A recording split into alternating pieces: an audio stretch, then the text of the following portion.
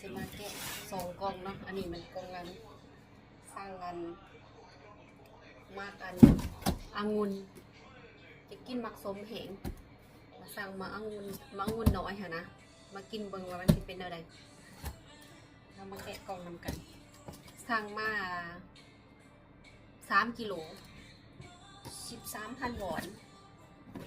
แล้วก็ค่าฟางเนาะค่าฟาง5,000 วอนเป็นทั้งหมดนี้18,000 วอนมาเบิ่งว่าสิเป็นอะไร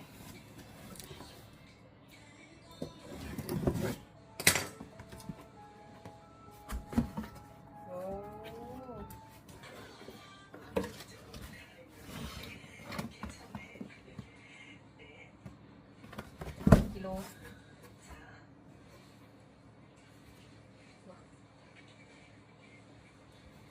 หน่อยนิดนึงเลยซิมมือจังหนักเวลาล้าง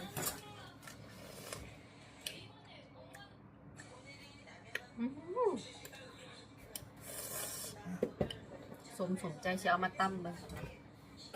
อยู่เกาหลีเห็นว่ามีมักสมเราได้กินแต่แบบนี้นี่แหละ